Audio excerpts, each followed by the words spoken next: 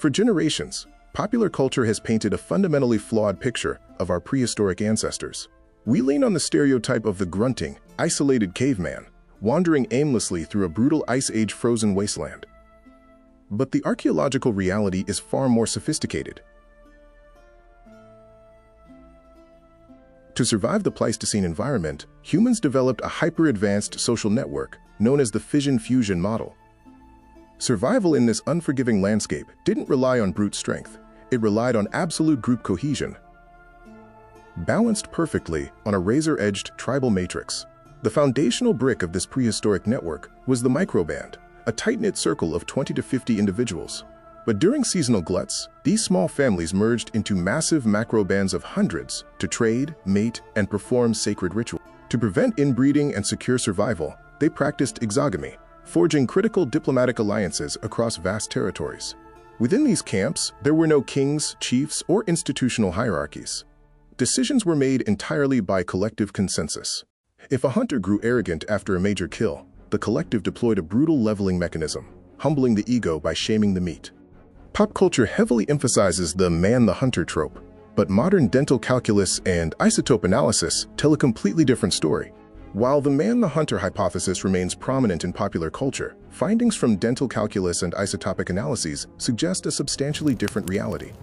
While meat was a prized source of calorie-dense fat, the true stable baseline of the Paleolithic diet consisted of wild grains, tubers, roots, and seeds. In fact, recent archaeological discoveries have completely shattered the rigid myth of a strict gender division of labor. We now know that women and children actively participated in big game tracking, communal game drives, and trapping.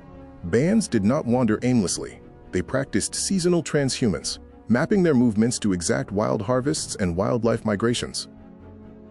While popular imagination confines prehistoric humans to dark, damp caves, the reality is that caves were fixed in place, rare, and often occupied by dangerous predators. Instead, they were master structural engineers. In temperate zones, they constructed lightweight, mobile hide tents using saplings draped on the treeless tundra of modern Ukraine, where wood was non-existent. They built architectural wonders out of the massive interlocking bone. The interior of these mobile camps followed a strict spatial layout, centered around a stone-lined hearth that provided vital heat, light. Surrounding the fire, distinct activity zones or debris halos reveal dedicated stations for flint knapping tools, hide processing.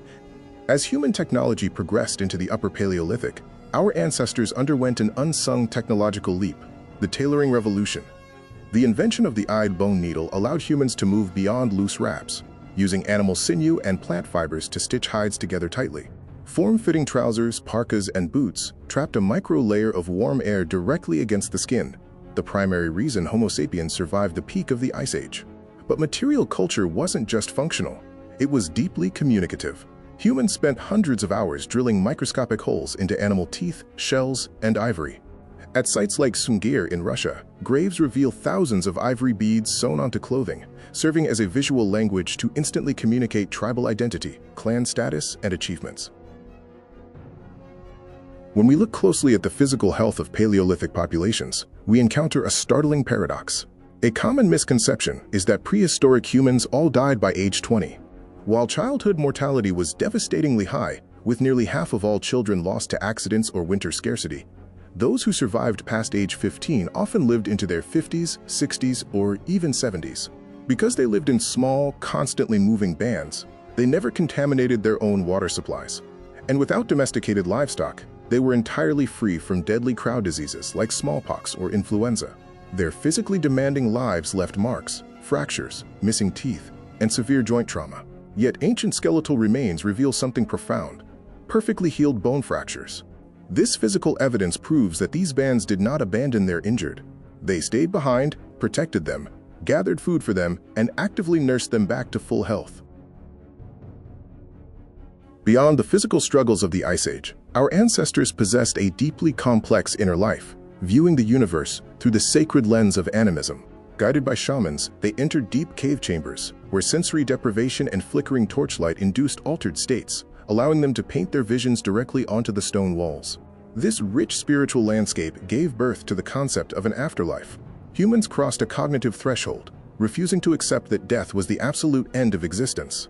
At Shenadar Cave, They even laid their dead to rest on beds of bright woodland wildflowers, leaving behind a timeless testament of prehistoric grief, empathy, and love. The Paleolithic era was never a crude prelude to civilization. It was the foundational crucible where human empathy, art, and society were permanently forged. Step into the next chapter of our master timeline. Subscribe to Epoch Sync and join us as we uncover the deep secrets of our shared human past.